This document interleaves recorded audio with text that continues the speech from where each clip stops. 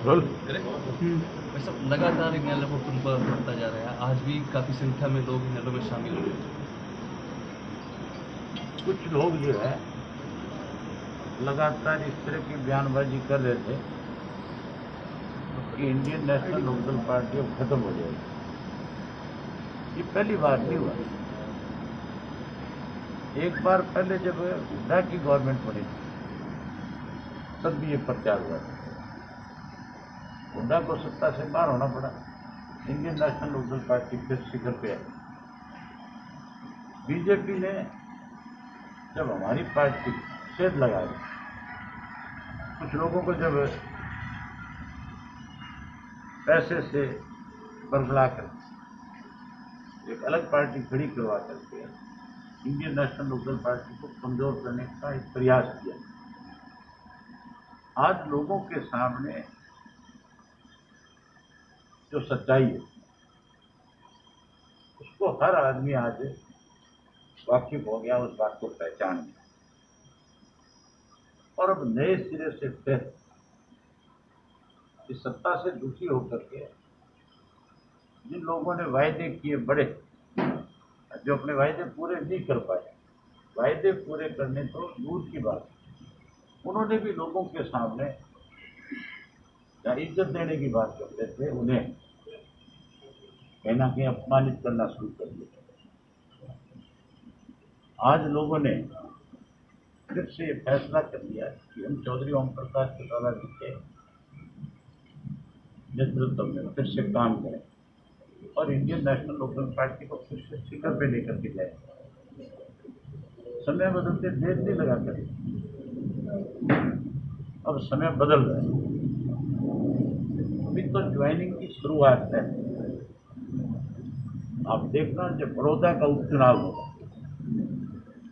उस वक्त सारी राजनीतिक फिजा बदलेगी और उस चुनाव का जब नतीजा आएगा उसके बाद बहुत बड़ा राजनीतिक बदलाव इस प्रदेश में आएगा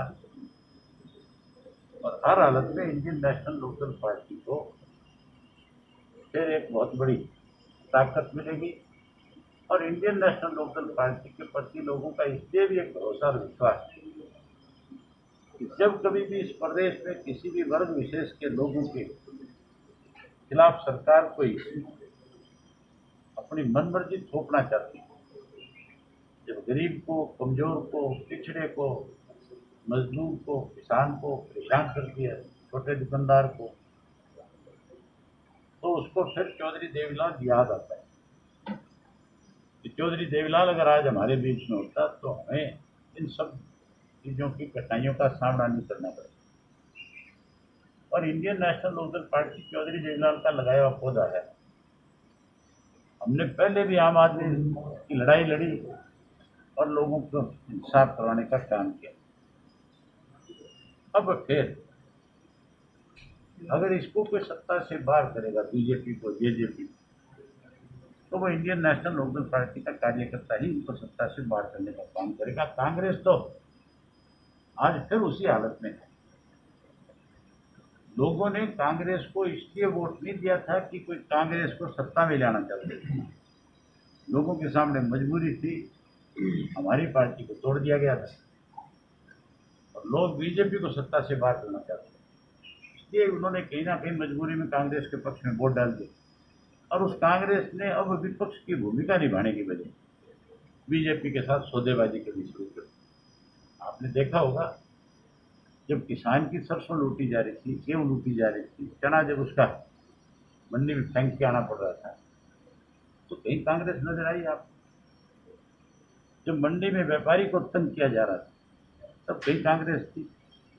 अगर मैं मंडियों में ना जाता तो 2.5% आड़त जो है, आड़ती को उसकी बात नहीं मिली।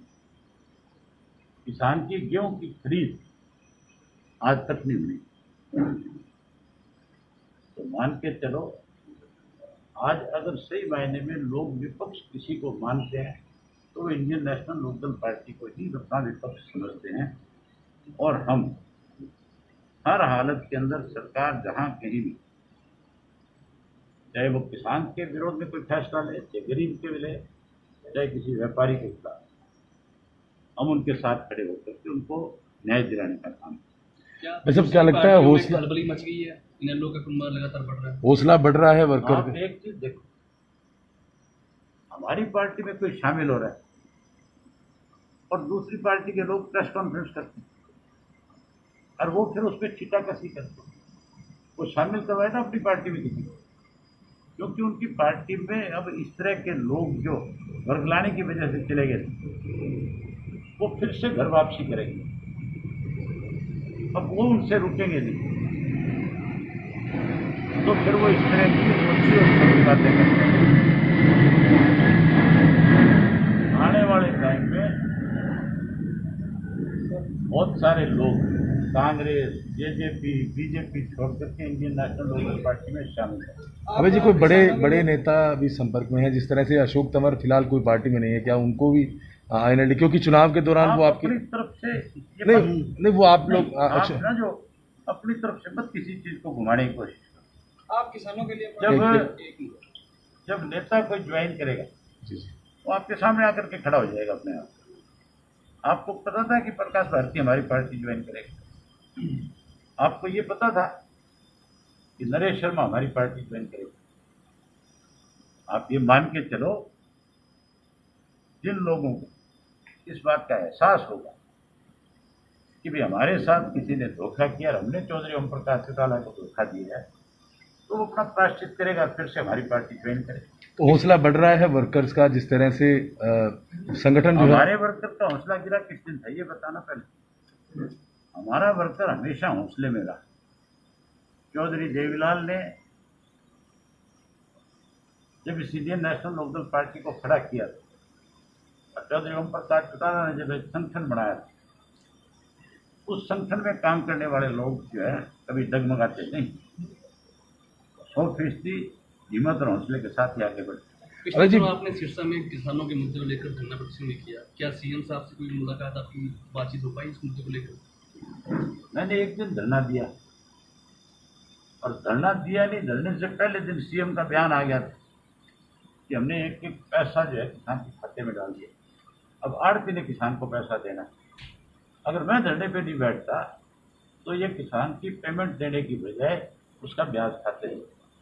घग्गर नदी का पानी सर सिरसा के किसानों के देने के बजाय आगे निकाला जा रहा है, इस पर आप क्या प्रतिक्रिया दें? मुझे जब पता लगा, मैंने जब सोशल मीडिया पे देखा, मेरे को मेरे हल्के के लोगों ने, दूसरे सब लोगों ने बताया, मैंने इमीडिएटली डीसी से बात करी और उसी वक्त मैंने एससी से बात करी। डीसी ने और एससी ने दोनों ने एक चीज़ बताई मुझे कि बारिश का सीजन है, आने वाला टाइम है, और अगर हम गेट की रिपेयर नहीं करेंगे तो फिर हमारे सामने बड़ी दिक्कत आ जाएगी। जब ज़्यादा पानी आएगा, ज़्यादा प्रेशर होगा, गेट रिपेयर नहीं होगी तो गेट ऑटोमेटिक खुल जाएंगे, टूट जाएंगे। तो हमने रिपेयर करने के लिए एक हफ्ता बंद किया। मैंने उनसे कहा था, मैं बोला दोबारा ये बहाना नहीं चलेगा, अब की बार आप अपना जितना रिपेयर करना है कर लो, कल को ये मत कहना कि गेट रिपेयर करने के लिए हमने गेट खोलने का काम। अभी जी, चीन की तरफ से जो किया गया, क्या कहना, कि किस तरह देखते हैं आप? क्या शहादत हुई, हमारे देश के वीर जवान शहीद हुए? जो शहीद हुए हम उनको नमन करते हैं। उन्होंने इस देश की रक्षा करने के लिए सीमाओं की अपने आप को शहादत देने का काम। लेकिन हमारे देश के प्रधानमंत्री को हर हालत में सबक सिखाना चाहिए।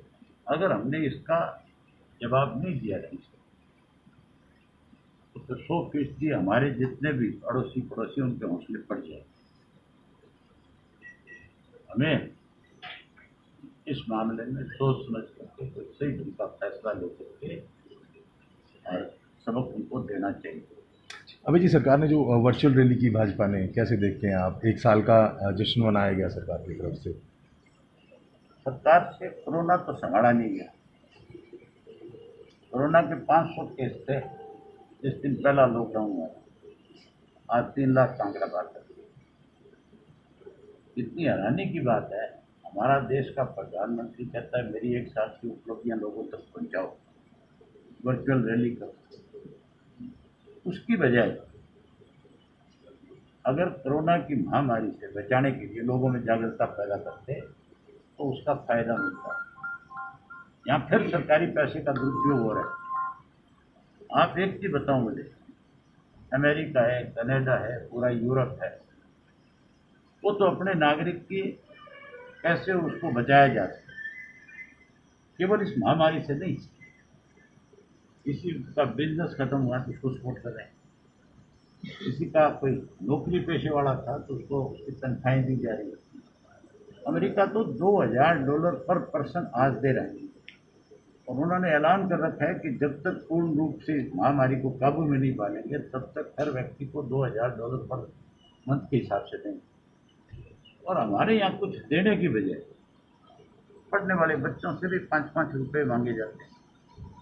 गेहूं की जो फसल बिकी है इस फसल के ऊपर पर बैग 1 रुपया कोरोना के नाम का लिया और अब तक पता नहीं है वो किसके खाते में गया। मैं इसकी जानकारी ले रहा हूँ। मुझे लगता है कि कोरोना के नाम पे वो पैसा इकट्ठा करके इन्होंने जो पर बैग एक लिया है 143 करोड़ से ज़्यादा बैग बनते हैं, सैकड़ों करोड़ रुपए फिर उसमें खाते हैं। इन्होंने तो इस महामारी में लोगों को बचाने की बजाय लूटने का काम किया। सरकार थोड़ी है तो गिरोह है लुटेरों का, तो दोनों हाथों से इस प्रदेश को लूटने का काम कर